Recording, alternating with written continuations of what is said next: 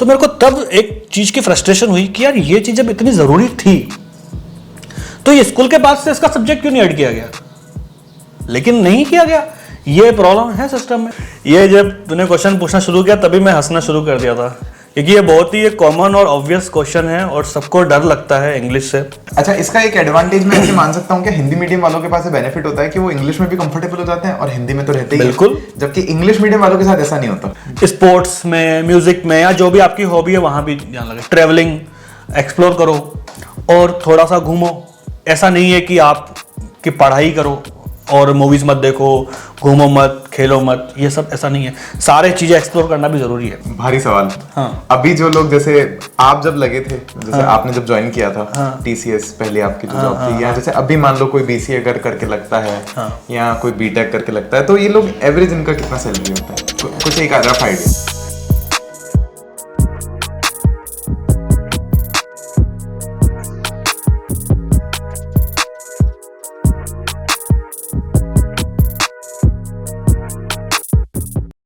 यार आज का ना सेशन बहुत ही खास होने वाला है। मैं आपको मिलाने वाला हूं मेरे एक बहुत ही खास भैया से, जो कि इंजीनियर हैं, सफल इंजीनियर हैं, अपने जीवन में बहुत अच्छा पैसा कमा रहे हैं और मेरे को ना बचपन से गाइड किया है। और इंटरेस्टिंग बात यह कि मेरे को भी बचपन से लगता यही था 9th क्लास से, यार अपने को इंजीनियर बनना है, अपने को सॉफ्टवेयर इंजीनियर बनना है। लेकिन मेरे को कभी पता ही नहीं था कि सॉफ्टवेयर इंजीनियर का काम क्या होता है। तो एक सॉफ्टवेयर इंजीनियर कैसे बन सकते हैं, कैसे जॉब लगती है, क्या उसके लिए करना पड़ता है, कौन से कोर्सेज होते हैं, सब कुछ आज के सेशन में आपको विकास भैया बताने वाले हैं। और मैं बता रहा हूं, हंस के लोटपोट हो जाओगे। भैया इतनी मस्ती करते हैं ना, इतना मजा आता है ना, पूरा का पूरा ही सेशन देख डालोगे, बहुत ज्यादा मजा आने वाला है। और शुरू से अंत तक देख करके कमेंट करके जरूर बताना कैसा लगा है वीडियो। तो स्टूडेंट्स, सभी को नमस्ते, आप सभी का स्वागत है हमारी स्पेशल करियर सीरीज में। और आज हमारे साथ में विकास भैया, जैसा कि मैंने आपको बता दिया, सारा डिटेल बता दी, तो सीधा भैया से शुरू करते हैं। भैया आप ये बताओ कि आप बायो से थे, तो मैं आपकी स्कूलिंग से शुरू करना चाहूंगा। आप बायो से थे, फिर इंजीनियर कैसे बन गए? एक्चुअली मेरे पापा हॉस्पिटल में ही जॉब करते थे, तो वहाँ पर वो वार्ड बॉय थे। और जब भी हम स्कूल में पास होते थे, रिजल्ट आता था, तो पापा को बहुत मन था कि मेरे बच्चे पढ़ाई करें। उन्होंने नहीं कर पाए थे इतनी, तो वो हमको, स्पेशली मुझे, हर साल जब भी मेरे अच्छे मार्क्स आते थे तो मुझे हॉस्पिटल लेके जाते थे और कुछ एक दो अच्छे डॉक्टर से उनसे मिलवाते थे। तो वो डॉक्टर भी मुझे बधाई देते थे और बहुत सारी विशेष देते थे। तो मेरे को एक ना दिमाग में हो गया था कि मुझे डॉक्टर बनना है। पापा का भी मन था कि हमारी फैमिली में कोई डॉक्टर बने। फिर यही सोच के जब 10th में आया तो साइंस में इंटरेस्ट डेवलप हुआ। और उस टाइम साइंस में इंटरेस्ट इसलिए डेवलप नहीं हुआ कि डॉक्टर बनना था, मतलब अच्छी लगने लग गई साइंस। और 10th तक ये पता था कि खाली साइंस होती है, ये नहीं पता था कि फिजिक्स, केमिस्ट्री, मैथमेटिक्स, बायोलॉजी ये सब भी उसमें आता है। फिर जब 11th 12th में बायोलॉजी पढ़ी तब ज़्यादा इंटरेस्ट डेवलप हो गया फिजिक्स में। केमिस्ट्री में उतना नहीं हो पाया, रीज़न कुछ भी हो सकता है, मेरे फिजिक्स के टीचर बहुत अच्छे थे, तो इस वजह से मैं फिजिक्स की तरफ ज़्यादा इंक्लाइंड हुआ। लेकिन बायोलॉजी में भी इंटरेस्ट था। मेरा बड़ा भाई एलन कोटा में था उस टाइम, और वो अनफॉर्चुनेटली वहाँ पर पास नहीं हो पाया था प्री मेडिकल टेस्ट में। और घर पे फाइनेंशियल कंडीशन इतनी स्ट्रांग थी नहीं। पापा ने अपनी एक ज़मीन थी वो बेच दी थी भैया को पढ़ाने के लिए। और वो वहाँ से जब फेल होके आया तो मैं डर गया था, क्योंकि ये बात जो 2006-07 की, उस टाइम पे प्री मेडिकल टेस्ट बहुत बूम पे था और बहुत सारे लोग इसके लिए ऑप्ट करते थे। बहुत टफ भी था वो। इवन बीइंग इन जनरल में आपको 88-90% वहाँ पर चाहिए होते थे, तब जाके आपको अच्छा कॉलेज मिलेगा। और MBBS भी अपने आप में एक महंगा कोर्स है। तो मैं थोड़ा डर गया था। मैंने कहा पढ़ाई का इतना भी क्या वो करना कि आप मतलब इतना परेशान हो जाओ, और कोटा जाने के लिए आपको 1 साल पूरा वहाँ पर रहना। तो मैं ओवरऑल में डर गया था। तो पापा ने वहाँ के लिए भी लोगों से लोन लिया। तो पापा ने कहा उसमें टेंशन क्या है, तेरे को पढ़ना है तो पढ़, पैसे की व्यवस्था मैं करूँगा, मैं और लोन लूँगा। ये चीज़ मेरे पापा मम्मी की बहुत अच्छी थी कि उन्होंने हमको सपोर्ट पूरा किया, दोनों भाइयों को इक्वल अपॉर्चुनिटी दिया। लेकिन तब तक मैं फेड अप हो गया था कि मैंने कहा नहीं, मुझे बायोलॉजी से थोड़ा मन खट्टा हो गया था। मतलब मेरे जो बड़े सपने थे डॉक्टर वाले बनने के, वो सब सपने मैंने छोड़ दिए। फिर किसी ने बताया कि BSc कर लो, किसी ने बताया पॉलिटेक्निक कर लो। उस टाइम में इंटरनेट था नहीं इतना, तो जो लोगों ने बोला वो कर लिया, खुद से कोई रिसर्च नहीं करी, ना पता ना किसी से पूछा ज़्यादा। और बहुत ज़्यादा मोहल्ले में इतने पढ़े लिखे लोग भी नहीं थे, जैसे मोहल्ले में हम हैं तो मोस्टली सिंधी कम्युनिटी में लोग बिजनेस ज़्यादा करते हैं। फिर मैंने बीएससी ऑनर्स ज्वाइन कर लिया, वहाँ पर केमिस्ट्री ऑनर्स में मैंने पीएचडी स्टार्ट कर दी जब, और पॉलिटेक्निक का फॉर्म भी भरा हुआ था। तब तक मैं लोगों से पूछ रहा था, क्योंकि मैं काफ़ी लेट हो गया था ये एक्सप्लोर करने में, ना मुझे वो गाइडेंस मिली। तो मैं किसी और को दोष नहीं दूंगा, मैं अपने आप को ही दोष दूंगा कि मैंने सारी अपॉर्चुनिटीज़ एक्सप्लोर नहीं करी थी। तो फिर मैंने जब बीएससी 1-1.5 महीना हुआ तब मेरा पॉलिटेक्निक पे नंबर आ गया था। अजमेर में गवर्नमेंट कॉलेज है पॉलिटेक्निक का, उसमें नंबर आ गया था। तो फिर पॉलिटेक्निक करना शुरू कर दी, 12th बायोलॉजी से, उसके बाद टेक्निकल लाइन में आ गया। बीएससी छोड़ दी फिर आपने? बीएससी छोड़ दी। कितने दिन में छोड़ी आपने बीएससी? मैं महीना भर पढ़ा था बस। उसके बाद फिर मैंने ना, जैसे घर बताया मैंने, सिचुएशन अच्छी थी नहीं, तो मैंने फिर ट्यूशन पढ़ानी शुरू कर दी थी। तो जो मेरी 11th-12th की मेरी बायोलॉजी थी, फिर मेरी वो वहाँ काम आई। मैं बच्चों को साइंस पढ़ाता था, 9th-10th के बच्चों को। मेरी मासी जी हैं, उनका एक ट्यूशन सेंटर था, तो मैं वहाँ पढ़ाता था। फिर मैंने पॉलिटेक्निक शुरू कर दी। तो मैं सुबह साइकिल पे जाता था मासी के घर पे, यहाँ से 7 किलोमीटर दूर, वहाँ पे साइकिल खड़ी करके, वहाँ से फिर ऑटो में पर्वतपुरा बाईपास, जो वहाँ से भी 7 किलोमीटर और दूर है। तो अब ऐसा करके पॉलिटेक्निक हुआ। पॉलिटेक्निक करने के बाद मेरे को लगा कि अभी होगी पढ़ाई, अभी अपन को जॉब मिल भी रही है। एक जयपुर में कंपनी है जीनस, जो मीटर वगैरह बनाती है, तो वहाँ 12,000 की कोई नौकरी मिल गई थी, और मैंने कहा वही ज्वाइन करेंगे, अब होगी पढ़ाई अपनी।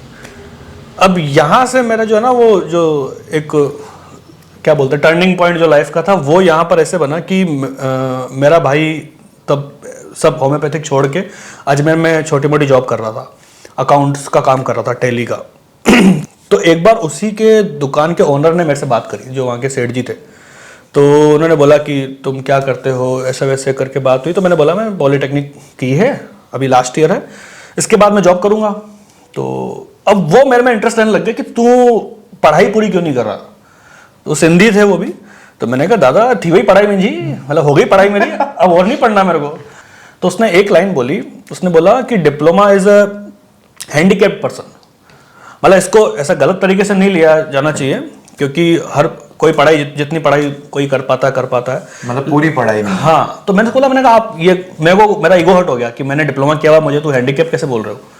तो उसने बोला कि इस सेंस में मत लो उसको, लेकिन हैंडीकैप इस वे में बोल रहा हूँ कि तुम्हारे पास अपॉर्चुनिटी है आगे पढ़ने की, तुम्हारे भाई भी कमा रहे हैं, तुम्हारे पिताजी भी कमा रहे हैं, फैमिली से कोई स्ट्रेस नहीं है, तुम भी पढ़ने में ठीक हो, तो तुम क्यों नहीं पढ़ना चाह रहे हो, जस्ट इसलिए कि तुम्हारा मन उब गया है।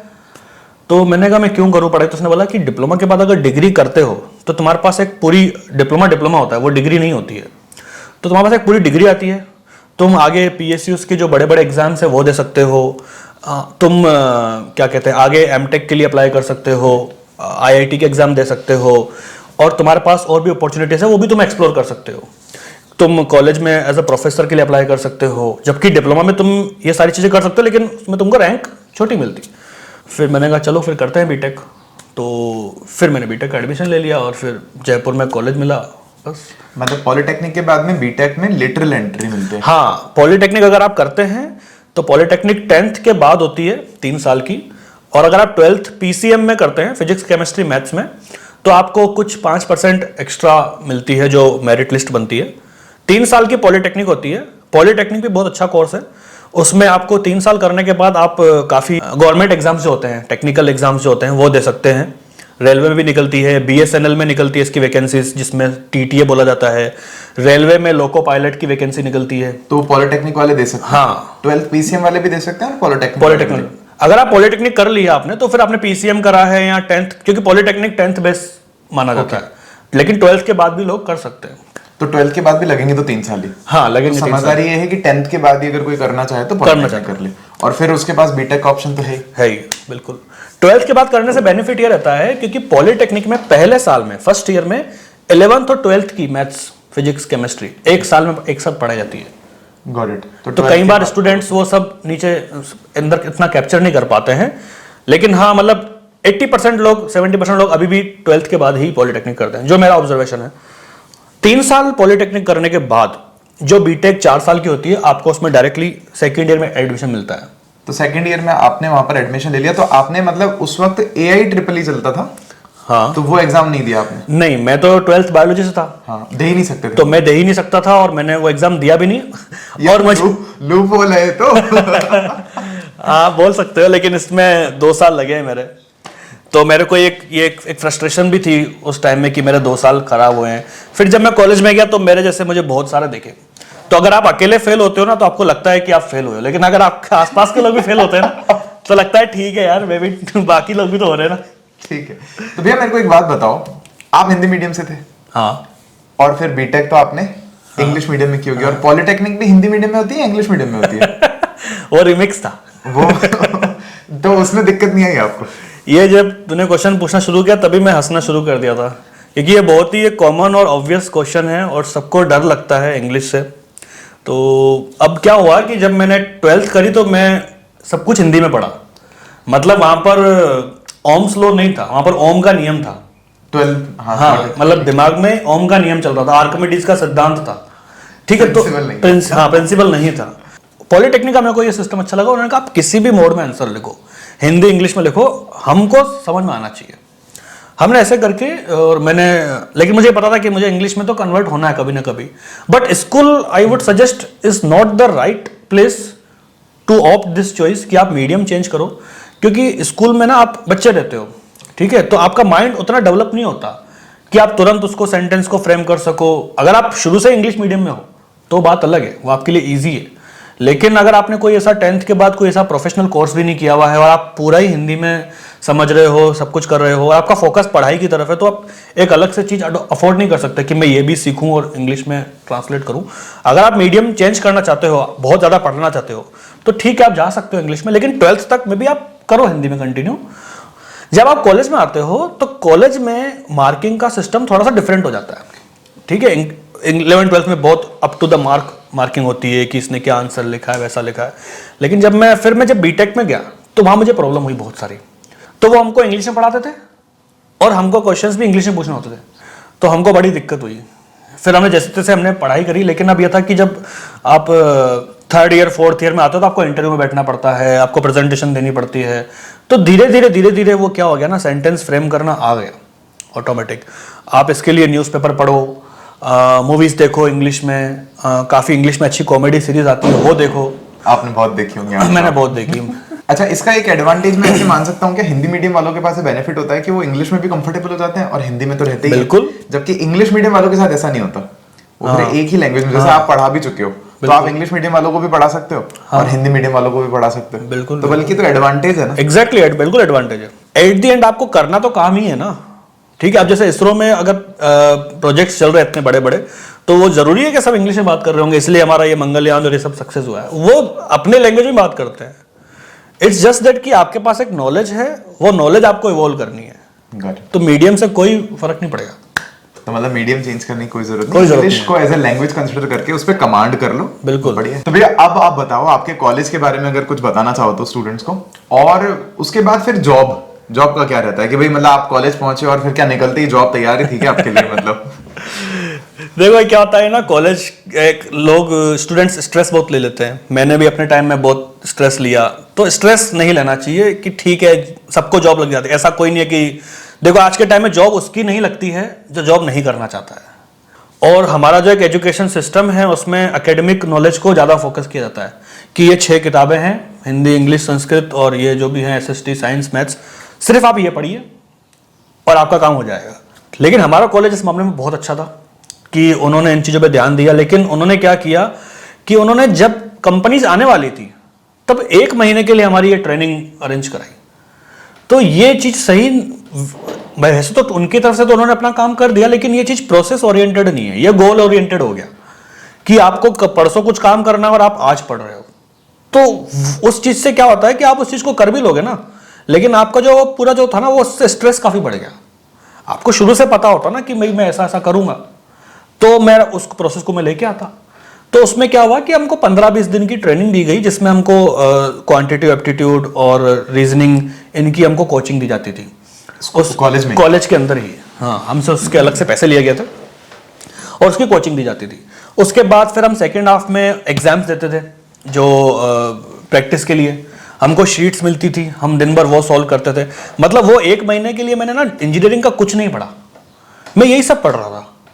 मैथमेटिक्स पढ़ रहा था, रीजनिंग पढ़ रहा था, जीके पढ़ रहा था। मतलब वही जो 10th लेवल हाँ, पर होती है। 9th 10th में जो आप पढ़ते हो, मैथमेटिक्स, साइंस, रीजनिंग और एप्टीट्यूड आपको बाद में आता है, और वो सब पढ़ने लग गया। तो मेरे को लगा यार ये सब क्यों पढ़वा रहे हैं, मैं तो इंजीनियर हूं ना, मुझे ये सब क्यों पढ़वा रहे हो तुम। तो बाद में लोगों से बात करी तो लोगों ने बताया कि ये ना रीजनिंग और एप्टीट्यूड इसलिए इंपॉर्टेंट है क्योंकि जब आप इंजीनियर बनते हो या आप कोई भी एक रैंक एक्वायर करते हो तो आपको डिसीजंस लेने होते हैं कई बार, और डिसीजंस लेने के लिए ये प्रॉब्लम सॉल्विंग टेक्निक्स और रीजनिंग एप्टीट्यूड इस पे फोकस किया जाता है। इससे लगता है कि आप एक क्वेश्चन को अगर आप 40 सेकंड में 50 सेकंड में सॉल्व कर पा रहे हो तो आपका माइंड जो है कितना डेवलप हो रहा है। तो मेरे को तब एक चीज की फ्रस्ट्रेशन हुई कि यार ये चीज जब इतनी जरूरी थी तो ये स्कूल के बाद से इसका सब्जेक्ट क्यों नहीं ऐड किया गया, लेकिन नहीं किया गया। ये प्रॉब्लम है सिस्टम में, तो ये हमारी रिस्पॉन्सिबिलिटी है ये सब चीजें पढ़ना।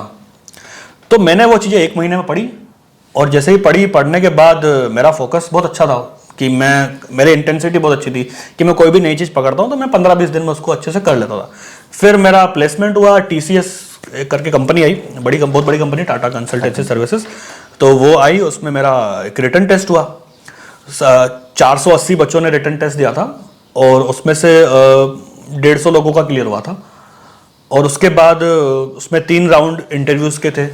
तो उसमें पहला राउंड होता है टेक्निकल राउंड, ठीक है, और एक दूसरा राउंड होता है, एक और होता है राउंड, वो भी सिमिलर टेक्निकली होता है।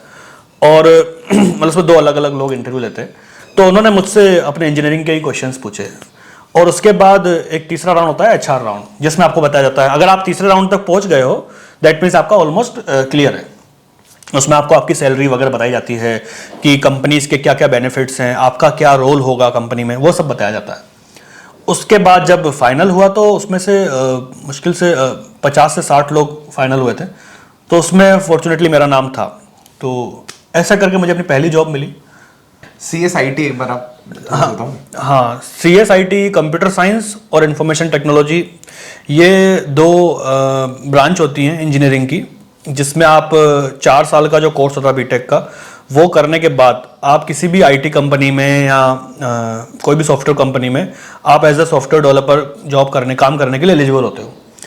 तो ऐसा नहीं है कि यही 2 रास्ते हैं किसी भी IT कंपनी में काम करने के लिए, और भी बहुत सारे रास्ते हैं, जैसे BCA, MCA, BSc IT, या अगर आप AIEEE और ये IIT के एग्ज़ाम क्रैक करते हो और किसी IIT से आप ग्रेजुएशन करते हो तो भी आप IT कंपनी में काम करते हो।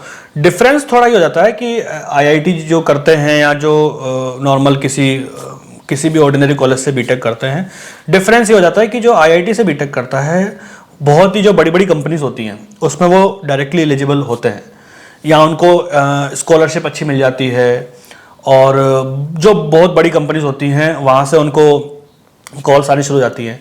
लेकिन एज अ लॉन्ग रन बहुत ज़्यादा डिफरेंस नहीं है।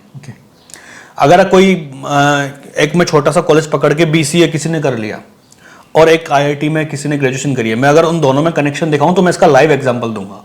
आप प्लीज बताओ। हाँ, उसका एग्जांपल आप मुझे ही मान लीजिए। मैंने फिर भी अच्छे कॉलेज से बीटेक किया था, जो कि राजस्थान का अच्छा कॉलेज है, JECRC। मेरा एक और फ्रेंड है, उसने अजमेर के एक आर्यन कॉलेज है वहाँ से BCA किया, अच्छा कॉलेज है वो भी, बट वो उस कॉलेज को आप अजमेर या जयपुर के लोग इतने लोग ही जानते होंगे। लेकिन एक अगर IIT मुंबई या IIT दिल्ली की बात करूं तो उसको पूरा वर्ल्ड जानता है, इंडिया पूरा जानता है। करेक्ट। तो जब हम 3 साल पहले की बात, जब मैं एरिक्सन के लिए काम करता था तो वहाँ पर वो भी काम करता था, मैं भी काम करता था, और हमारे एक कोई सीनियर थे, 2 सीनियर थे, वो एक IIT दिल्ली और एक IIT रुड़की या खड़गपुर से पास आउट थे। तो वो भी हमारे साथ काम करते थे। हमको कुछ महीनों बाद पता चला कि IITian है। तो हम दोनों बड़ा जोर से हंसते कि यार ये भी IITian है, तो इनके वही 2 हाथ है 2 पैर हैं, ये तो बिल्कुल इंसान जैसे लग रहे हैं। और तो अगर वैसे मैं पूछूं तो पे स्केल वगैरह भी सेम, सैलरी वगैरह भी ऑलमोस्ट ऐसा हो सकता है, उनकी 150 रुपए ज्यादा हो हमसे। देखो, सैलरी का मैं नहीं कह सकता, मुझे नहीं पता कि ज्यादा फर्क नहीं होना चाहिए, लेकिन सैलरी महीने में एक ही दिन आती है। हाँ। लेकिन आप ये देखिए कि बाकी दिन आप उसके साथ काम कर रहे हैं, जो वो काम कर रहा है वही आप काम कर रहे हैं, तो मैनेजर के लिए दोनों लोग सेम ही हैं, ठीक है।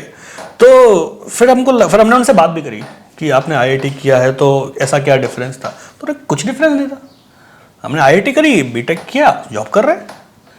अगर आपकी सैलरी, जो तुमने सैलरी का लिया एग्जांपल, उसको भी ले लेते हैं, मान लो सैलरी उसकी 1 लाख है और आप बीसीए करके लगे हो 20,000 में, तो उसके बाद एक बार आप आ गए हो फील्ड में, उसके बाद तो मैदान सबके लिए बराबर ही है।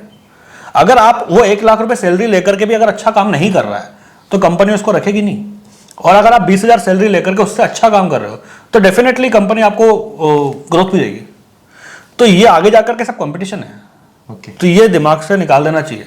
अभी वो जो मैं जिसका एग्जांपल दे रहा हूँ, जिसने बीसीए करी है आर्यन कॉलेज से, वो एक लंदन में अच्छी कंपनी में जॉब कर रहा है, सेपिएंट में।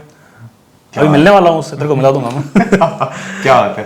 तो ये मतलब मुझे भी नहीं पता था, ये एक अलग हवा बना हुआ है। ये हवा है, आईआईटी में जाना है और बड़े कॉलेज में जाना है, आईआईटी नहीं हुआ तो जिंदगी से बर्बाद हो जाएगी। इसका एक और मैं रास्ता बताता हूँ। अगर आपको लगता है कि आपने किसी छोटे कॉलेज से बीटेक की है और आपको वो सारे कॉलेज कैंपस प्लेसमेंट्स नहीं मिल पा रहे हैं, कैंपस प्लेसमेंट से मेरा मतलब ये है कि जो कंपनीज कॉलेज में आती है जॉब्स ऑफर करने के लिए, तो उसमें आपको जाना है, तो उसका एक तरीका होता है। ये एक फैक्ट है कि छोटे कॉलेजेस में बहुत बड़ी बड़ी कंपनी नहीं आती, जैसे अमेजोन, फ्लिपकार्ट, ये कंपनीज नहीं आती हैं।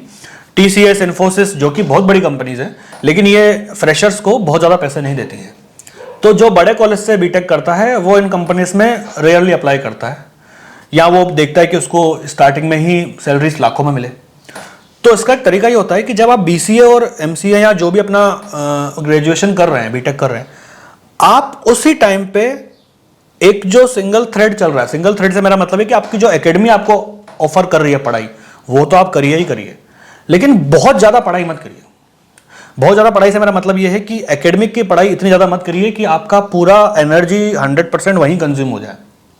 आपके पास 24 घंटे ही हैं, आपके पास अगर एक 100 यूनिट एनर्जी है और आप सारी की सारी एनर्जी अपनी एकेडमिक की पढ़ाई में लगा रहे हैं, तो आप हो सकता है बीटेक में टॉप कर जाओ, लेकिन एक्चुअल में आपको जहां कंपीट करना है वहां पर आप हो सकता है फेल हो जाओ। स्पोर्ट्स में, म्यूजिक में, या जो भी आपकी हॉबी है वहां भी ध्यान लगे। ट्रेवलिंग, एक्सप्लोर करो और थोड़ा सा घूमो। ऐसा नहीं है कि आप की पढ़ाई करो और मूवीज मत देखो, घूमो मत, खेलो मत, ये सब ऐसा नहीं है। सारे चीज़ें एक्सप्लोर करना भी ज़रूरी है। तो ऐसे करके जब मैं बीटेक कर रहा था तो इलेक्ट्रॉनिक्स में ना जॉब्स तो बहुत सारी थी, लेकिन कहीं जगह ना जॉब ऐसी मिल रही थी कि वहाँ पर आपको कोडिंग करनी पड़ रही थी। जैसे कि कोई भी एक VLSI कंपनी जो इंटीग्रेटेड सर्किट बनाती है, माइक्रोचिप्स बनाती है, ऐसी कंपनीज में जॉब मिल रही थी। तो फिर मेरे को, और जो दूसरी कंपनीज थी वो जैसे मोबाइल के जो टावर्स होते हैं, वहाँ पर फील्ड वर्क बहुत था कि आपको रोज अलग अलग सिटी में ट्रेवल करना पड़ेगा। तो फिर है ना, और एक middle class, lower middle class बच्चे के लिए अगर कोई जॉब पहले आ गई तो उसको डिक्लाइन करना, उसको ठुकराना बहुत टफ होता है। तो ये सबके लिए प्रॉब्लम आएगी कि आपको जब पहली जॉब मिलती है तो आपको लगता है कि ये मुझे लेनी ही लेनी चाहिए। इवन आपके रिलेटिव्स, आपके पापा मम्मी बोलेंगे कि अरे यार तू हाथ आई नौकरी कैसे छोड़ रहा है। तो वही चीज़ मेरे साथ हुई। मेरा TCS में हो गया था, और जॉब मिलना और बाकी लोगों को ना मिलना, तो आपको एक पता चलता है कि यार आपको जॉब मिली है तो उसकी क्या वैल्यू है। करेक्ट। तो मैंने ये सोच के मैंने TCS ज्वाइन करी, लेकिन मैं बाकी ऑप्शंस भी एक्सप्लोर कर रहा था। इवन मैंने TCS की ज्वाइनिंग थोड़ी सी 7-8 महीने बाद लेट ज्वाइन करी। तब तक मैं गवर्नमेंट एग्जाम्स भी दे रहा था। मेरे को इनिशियली इंटरेस्ट नहीं था गवर्नमेंट फील्ड में, लेकिन बाद में मुझे थोड़ा लगा कि नहीं यार गवर्नमेंट में भी करना चाहिए ट्राई। तो भैया मेरा क्वेश्चन आपसे ये है कि आपने अभी BSc IT मेंशन किया था, तो एक बार आप सारे रास्ते मेंशन कर दो ना भाई। 11th-12th का स्टूडेंट है, हो सकता है साइंस बायो से है, हो सकता है साइंस मैथ से है, इवन मैं तो कह रहा हूँ हो सकता है कॉमर्स से है और आर्ट से है, तो ये सारे भी ऐसी कंपनी में इनको जॉब मिल सकती है। हाँ, मिल सकती है।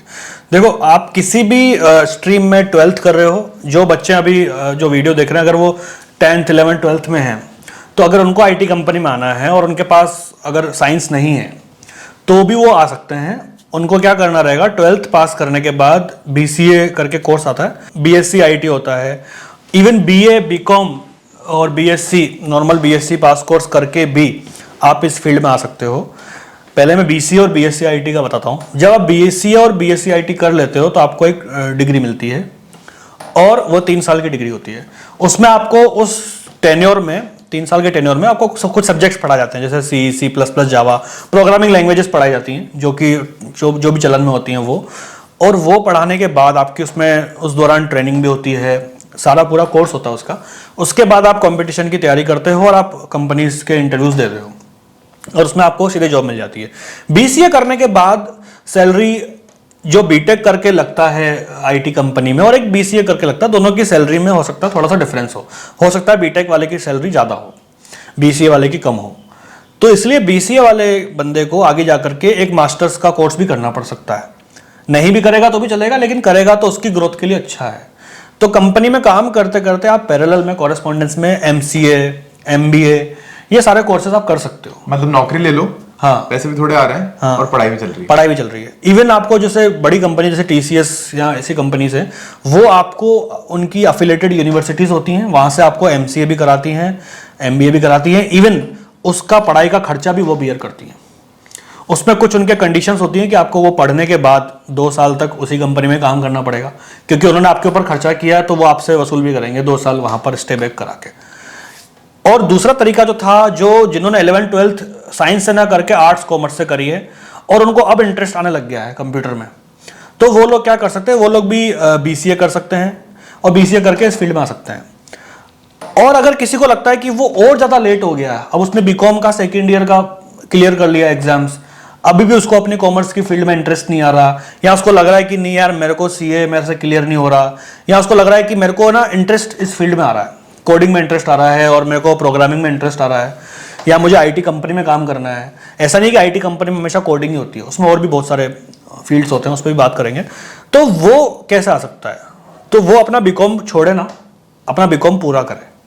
जैसे मान लो 2nd ईयर में उसको इंटरेस्ट आ गया, या BA वाले को 2nd ईयर में इंटरेस्ट आ गया, तो अपना वो BA और BCom छोड़े ना, उसको कंप्लीट करे, लेकिन अपनी पढ़ाई पे बहुत ज्यादा ध्यान ना दे, क्योंकि BCom अगर आप 50% 60% से भी करते हो तो भी आप MCA में एडमिशन ले सकते हो। और मैटर यही करता है कि स्किल आपकी कितनी अच्छी है। हाँ। भैया दूसरा क्वेश्चन मैं आपसे पूछूंगा, आपने भी सरकारी नौकरी की तैयारी की थी तो अभी जैसे क्या होता है कि सरकारी नौकरी की तैयारी करते करते काफी लोग ऐसे होते हैं 3 साल हो गए, 4 साल हो गए, नहीं हो रहा क्लियर, लेकिन करे जा रहे हैं। तो इस पे आप क्या कहना चाहोगे? मतलब लगे रहना चाहिए कि नहीं सरकारी ही होनी चाहिए, नौकरी होनी चाहिए? तो यहाँ पे जैसे आपको लगता है क्या कि यार अभी सरकारी होती तो ज्यादा बढ़िया रहता, ऐसा है? नहीं, ऐसा मुझे लगता नहीं है। देखो, हर इंसान को ना अपना अपना एक रेट्रोस्पेक्ट करना चाहिए। आपको हर अपने आप को ना 6-6 महीने में, मैं ऐसा नहीं कह रहा हूँ कि आप अपने आप को एक मशीन बना दो, आप लाइफ को अच्छे से एंजॉय करो, स्ट्रेस फ्री लाइफ जियो। स्टूडेंट्स लाइफ एंजॉय करने के लिए होती है, ना कि स्ट्रेस लेने के लिए। लेकिन अगर आप कोई चीज अचीव नहीं कर पा रहे हो तो उसका पहले रीजन ढूंढो कि क्या आप में क्या कमी। डेफिनेटली आप में कुछ कमी इसलिए नहीं कर पा रहे हो। करेक्ट। तो एक्सेप्टेंस इज द की। आपको पहले एक्सेप्ट करना पड़ेगा कि हाँ आप फेल हुए हो, और लाइफ में कुछ भी फेलियर नहीं होता, या तो आप सक्सेस होते हो या लर्निंग्स होती हैं। तो अगर आप फेल हो रहे हो तो आपको कुछ ना कुछ आपको लर्निंग होनी चाहिए, आपको सीखना चाहिए कि मैं क्या ऐसी गलती कर रहा था कि मैं फेल हो रहा हूं।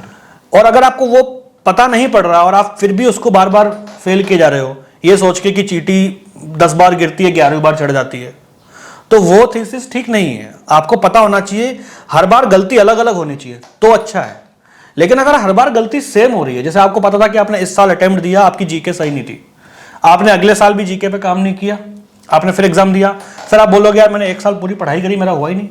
लेकिन आपने ये तो टाइम निकाला ही नहीं ना कि मेरे में क्या क्या कमियां थी। और जो लोग ऐसा सोचते हैं कि गवर्नमेंट जॉब ही सबसे बढ़िया है, तो ऐसा नहीं है। जो प्राइवेट जॉब कर रहे हैं, या कोविड में आपने देखा होगा जैसे राहुल ने जो स्टार्टअप स्टार्ट किया, मैं इसी का एग्जांपल दूंगा। तो इसने जब स्टार्ट किया वाइट बोर्ड से पढ़ाना, तो मेहनत करी इसने। मेहनत करने के बाद वाइट बोर्ड से स्मार्ट बोर्ड पे आया, और अभी इसने एक पूरा सेटअप खड़ा कर दिया, और ऑलमोस्ट 1.5 मिलियन सब्सक्राइबर्स है, और इतने लोग उससे बेनिफिट ले रहे हैं उससे। अगर ये मान लो कोई पटवारी बन के किसी गांव में जॉब कर रहा होता, तो ये अपनी लाइफ को ही बेनिफिट दे रहा होता, आप लोगों की लाइफ को नहीं दे रहा होता। तो आप इस चीज का डिफरेंस समझिए। और गवर्नमेंट जॉब भी अच्छी जॉब है, मैं उसको डिनाई नहीं कर रहा हूँ, गवर्नमेंट जॉब अच्छी जॉब नहीं है, वहां पर भी आपको एन नंबर ऑफ अपॉर्चुनिटीज मिलती है। लेकिन आप ये भी जो भी जॉब कर रहे हैं, आप ये भी सोचिए कि आप उसमें कितना वैल्यू ऐड कर रहे हैं। करेक्ट। अब एक ऐसे भारी सवाल, हाँ। अभी जो लोग जैसे आप जब लगे थे, जैसे आपने जब ज्वाइन किया था टीसीएस, पहले आपकी जो जॉब थी, या जैसे अभी मान लो कोई बीसीए करके लगता है या कोई बीटेक करके लगता है, तो ये लोग एवरेज इनका कितना सैलरी होता है?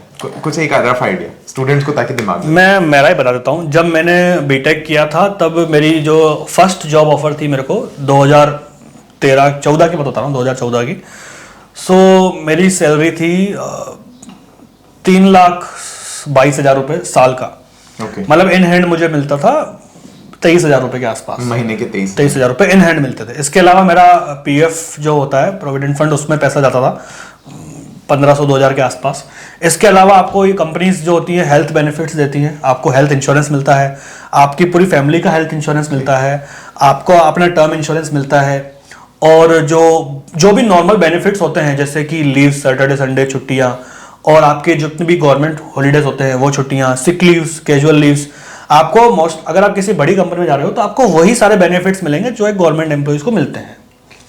तो ये सैलरी थी। उसके बाद क्या होता है आईटी में अंदर, आप अगर आप काम अच्छा कर रहे हो तो आपको प्रमोशंस, आपको सैलरी इंक्रीमेंट्स भी अच्छे मिलते हैं, इवन एज पर गवर्नमेंट एम्प्लॉय उससे भी अच्छे मिलते हैं। और यहाँ पर आपको लगता है कि अगर आपकी ग्रोथ नहीं हो रही है एक कंपनी में रह के, आपने 3 साल 4 साल उस कंपनी को दे दिए, and now you want to switch your technology, क्योंकि आपको है ना प्राइवेट इंडस्ट्री में अपने आप को अपडेट रखना पड़ता है। अगर आप, जैसे मैं R&D डिपार्टमेंट में हूँ, रिसर्च एंड डेवलपमेंट में, तो वहाँ पर आपको नई नई टेक्नोलॉजीज पे काम करना होता है। तो अगर आपको लगता है कि आपकी ग्रोथ रुक गई है, ग्रोथ सिर्फ पैसे से नहीं होती है, ये भी एक बहुत इंपॉर्टेंट फैक्टर है। आप इस चीज़ को मत समझिए कि आपको आपकी कंपनी हर साल 20% दे रही है तो आपकी ग्रोथ हो रही है। आपको ये देखना है कि क्या जो आप काम कर रहे हैं वो काम, आप ऐसा तो नहीं कि आप सेम काम कर रहे हैं बार बार। सेम काम करने में प्रॉब्लम कुछ नहीं है, लेकिन ये है कि आप, अगर आप इंजीनियर हो तो आपको पता होना चाहिए कि मार्केट में क्या नया आया है, और आपको वो भी चीज़ें अपडेट होनी चाहिए। तो आप 3-4 साल बाद अगर आपको लग रहा है कि नहीं हो रही है आपकी ग्रोथ, तो आप कंपनी चेंज कर सकते हो। उसका एक सिंपल प्रोसेस होता है, आप अपनी कंपनी में रेजिग्नेशन डालिए, और उससे पहले आप अपनी प्रोफाइल अपग्रेड करके लिंक्डइन पे, naukri.com पे आप दूसरी कंपनी से अप्लाई करना शुरू कीजिए। वहाँ भी वही सेम प्रोसेस होता है। आपको आपका टेक्निकल एक रिटर्न टेस्ट होता है, 2-3 इंटरव्यूज होते हैं, उसके बाद आपको वो एक सैलरी ऑफर करते हैं कि आपकी क्या एक्सपेक्टेशन है, हम आपको इतना दे सकते हैं। मान लो आपकी सैलरी 3 लाख है, उन्होंने आपको 5 लाख का ऑफर किया, तो आप वो 5 लाख का ऑफर लेकर के दूसरी कंपनी में अप्लाई कर सकते हो। देन ये प्रोसेस है, ठीक है, ये ऐसा ही होता है। और उसके बाद आपको फिर, अगर आप मार्केट में डिमांड ज़्यादा है एम्प्लॉइज़ की, तो बहुत बड़ी बात नहीं है कि एक 3 लाख का एम्प्लॉय 10 लाख पे पहुंच जाए मात्र 6 महीनों में। ये कोई बहुत बड़ी बात नहीं, ऐसा होता है कि गवर्नमेंट सेक्टर में इतनी ग्रोथ मिलना थोड़ा मुश्किल होता है। एक्सपोनेंशियली ग्रोथ आपको नहीं मिल सकती गवर्नमेंट में, लेकिन यह है कि गवर्नमेंट में स्टेबिलिटी रहती है। आप कोई निकालेगा नहीं आपको नौकरी से, ये है। लेकिन सिर्फ इस डर से कि आपको कोई नौकरी से ना निकाल दे, और आप इतनी मेहनत करके इतनी सारी स्किल्स जो हमने बात करी वो सब डेवलप करने के बाद भी आपको अगर ये डर है कि आपको नौकरी से को निकाल सकता है, तो आपको सेल्फ एनालिसिस की जरूरत है। करेक्ट। राहुल आपके सामने एग्जांपल है, मैं इसका एग्जांपल दूंगा। ये जब छोटा था तो कभी कभी मेरे से पढ़ने आता था, तो मैं इससे बड़ा इंस्पायर होता था। मैंने कहा यार ये लड़का ना बहुत अच्छे क्वेश्चन पूछता है।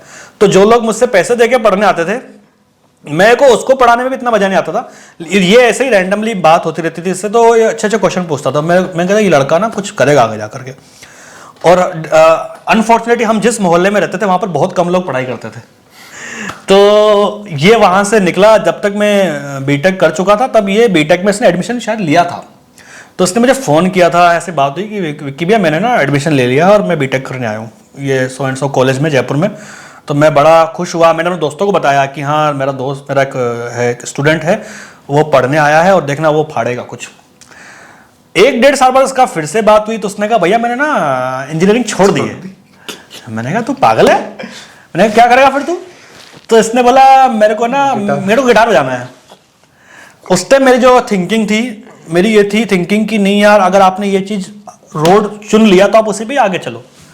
ये भाई साहब अपना संगीत सम्राट बनने जा रहे थे, तो मैंने इसको बहुत कुछ शायद फ़ोन पे बोला भी था। मैंने कहा Rahul you are not doing the right thing and you are not focused, और ऐसे करेगा तो तू है ना सक्सेस नहीं हो पाएगा। तो ऐसे करके बात हुई। इसने कहा बोले नहीं नहीं भैया। फिर मेरी कुछ टाइम बाद फिर बात हुई, जब मेरी शादी हुई। मेरी शादी में भी मैंने इन्वाइट किया था, तब आया था। तो उस टाइम भी इसने बोला कि मैं बीएससी कर रहा हूँ। मैंने कहा यार इस बंदे का समझ में नहीं आ रहा, कभी कह रहा मैं गिटार बजा रहा हूँ, कभी कह रहा मैं बीएससी कर रहा हूँ, फिर बोल रहा मैं पढ़ा भी रहा हूँ। तो मैंने कहा ये ना बिल्कुल डायरेक्शनलेस है, जबकि ये सही था। तो इसने सारी चीज़ें एक्सप्लोर करी, तब तक भी मेरा माइंडसेट वही था। एक बार मैं क्या हुआ, ऐसे ही बैठा था घर पे और फोन चला रहा था और मैंने ऐसे ही रैंडम वीडियो देखा, ठीक है, ओम्स लॉ का वीडियो देखा। तो मैंने राहुल का वीडियो देखा और उस पर ऑलमोस्ट मिलियन व्यूज थे और मैं वीडियो देख के मैं बैठ गया। फिर मैंने मेगा को बताया, मेगा भी जानती थी इसको, तो मैंने कहा ये तो राहुल है और इसका तो वीडियो वायरल हो गया है और ये तो हमको पता ही नहीं था कि ये काम भी करता है। फिर मैंने इसको कांटेक्ट किया। देन तब तक मेरी थिंकिंग काफ़ी चेंज हो चुकी थी, क्योंकि मैं भी तब अपनी फील्ड के अलावा बाकी चीज़ें भी मैं कुछ कर, जैसे फॉर एग्जांपल स्टॉक मार्केट, ये सब चीज़ें करता था। ऐसा नहीं है कि मैं इंजीनियर हूं तो मैं सिर्फ अपनी लाइन पे फोकस करूंगा। There are other fields as well जहां पर आपको उसकी नॉलेज होनी चाहिए। तो मैंने राहुल के काफ़ी फिर वीडियोस देखे, फिर मैंने राहुल से बात करी। देन राहुल को ये चीज़ मैंने कन्फेस करी कि यार मैं तेरे को पागल समझता था, लेकिन तूने तो बम फोड़ दिया। और इसने ऐसा काम किया जो सिर्फ इसके लिए ही नहीं, पूरी एन नंबर ऑफ यूजर्स के लिए वो चीज़ बेनिफिशियल है। आज बिहार, यूपी, जो भी हिंदी बोलने वाले जो स्टेट्स हैं, ये उनके लिए एक लर्निंग वीडियोस बना रहा है, जो कि इंग्लिश में इतना कंटेंट अवेलेबल है लेकिन हिंदी में बहुत कम था जब इसने बनाना शुरू किया था। और वो इतना अच्छा कंटेंट था। देन फिर मेरी वाइफ भी इनके चैनल से जुड़ी, तो मुझे ये लगा कि ये लोग जो काम कर रहे हैं, ऐसा काम कर रहे हैं कि ये सिर्फ अपने सैलरी के लिए नहीं कर रहे हैं, जो हम लोग अपनी सैलरी के लिए कर रहे हैं। ये कुछ ऐसा काम कर रहे हैं जैसे इनको भी सैलरी मिल रही है, इनका भी गुजारा चल रहा है, लेकिन ये कुछ एक वैल्यू एड कर रहे हैं। आप कई बार अच्छा काम करते हैं, क्रिकेट में आपने शतक मार दिया, आपको तुरंत शाबाशी मिल जाती है। जब आप जॉब करते हैं आपको साल में एक बार प्रमोशन मिलता है, आपको साल में एक बार शाबाशी मिलती है। लेकिन टीचिंग एक ऐसा काम है, आपने वीडियो बना के डाला, आपको तुरंत कमेंट्स में आके बता देंगे कि आपने अच्छा बनाया है या आपने खराब बनाया है। तो गालियां भी इंस्टेंट मिलती हैं और अप्रिसिएशन भी इंस्टेंट मिलता है। अगर आपको लगता है कि 12th करने के बाद आपको नहीं पता पड़ रहा कि क्या करना चाहिए, कोई बात नहीं, 1 साल का ब्रेक ले लो, कोई दिक्कत चलेगा। देखो क्लियरिटी, आपको इस चीज की तो क्लियरिटी है ना कि आपको नहीं पता आपको क्या करना है। ये अपने आप में बहुत बड़ी क्लियरिटी है कि आपको नहीं पता आपको क्या करना है। एटलीस्ट आप उन 100 लोगों से मच बेटर हो जिनको ये पता है कि हाँ बीएससी करनी है, लेकिन क्यों करनी है ये नहीं पता। आप किसी के कहे हिसाब नहीं जाना, हाँ। लोग क्या कर रहे हैं उससे फर्क नहीं पड़ रहा, अभी आपको इंटरेस्ट है कि नहीं होगा। तो आप अभी कमेंट बॉक्स में खुल के बोलो कि मुझे क्लियरिटी नहीं है, मुझे 12th के बाद क्या करना है। मतलब ये बात मैं खुद मानूंगा कि मैंने साइंस केवल इसलिए ली थी क्योंकि भैया इंजीनियर, सॉफ्टवेयर इंजीनियर, साइंस चल रहा है एकदम। हाँ, या जैसे और भी मेरे कुछ एक रिलेटिव्स थे कि भैया सॉफ्टवेयर इंजीनियर बहुत बढ़िया काम करता है, बहुत पैसे कमाता है। मेरे को वो भी पता ही नहीं था कि सॉफ्टवेयर इंजीनियर करता क्या है, तो मैंने भी ले लिया, उधर बीटेक में एडमिशन ले लिया। लेकिन बाद में जब मैंने यूपीएससी की तैयारी की भैया, बाद में ये आपने मेंशन नहीं किया, तब मुझे समझ में आया कि यार मेरे को तो हिस्ट्री में और पॉलिटिकल साइंस में तो जो गहरा इंटरेस्ट उतरा, पोएट्री में, हिंदी लिटरेचर में। तो फिर मैंने सर हिंदी लिटरेचर में मास्टर्स भी किया है वैसे। तो मैंने गजब पढ़ डाला फिर। ये ना, ये पहले कर लेता, ये एजुकेशन डोमेन का हिमेश रेशमिया है। इसको सिंगिंग भी करनी है, एक्टिंग भी करनी है, प्रोड्यूसर भी है ये। लेकिन मतलब आई एग्री टू राहुल कि आपको सारी चीजें एक्सप्लोर करनी चाहिए। तो भैया बस एक लास्ट क्वेश्चन कि स्टूडेंट्स को क्या करना चाहिए कि भाई वो ऐसा कोई डिसीजन ले सके। जैसे आप मान लो कि भाई 10th से निकल रहे हैं, 12th से निकल रहे हैं, तो अब क्या है उनके सामने, क्या करें? तो ये क्वेश्चन जो 10th में है उनके लिए भी आ सकता है, जो 12th में है, जो ग्रेजुएशन कर रहे हैं, जो जॉब कर रहे हैं, किसी भी आपके टेन्योर में कहीं भी आ सकता क्वेश्चन ये। तो जितना जल्दी आए ये क्वेश्चन ज़्यादा बेटर है, पहली बात तो ये। देन अब इसमें क्या क्या चीज़ें आपको करनी है, तो उसमें आपके ना कुछ मैं पॉइंट्स बोलूँगा, वो पॉइंट्स आप प्लीज़ नोट डाउन करना और ट्राई करना इस पे काम करने की। Then definitely you will get an answer in few days और in few weeks, you will get an answer definitely कि आपको क्या करना है लाइफ में। पहली चीज की है कि प्रैक्टिकल अप्रोच। आपको क्या करना है, जब आप 10th में ओम्स लॉ पढ़ रहे हैं तो ओम्स लॉ आपको पता है कि हाँ V/I=R।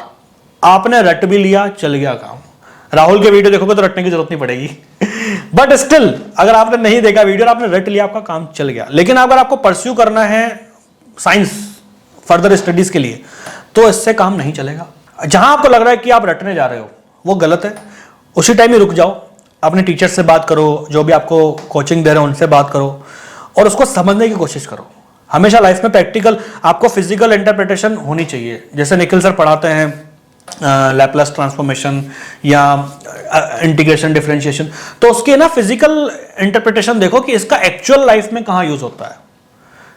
ठीक है, पाइथागोरस थ्योरम का एक्चुअल में यूज होता है, आपको पता करना पड़ेगा, तभी आपका अपने सब्जेक्ट के प्रति इंटरेस्ट डेवलप होगा, विच इज वेरी इंपॉर्टेंट।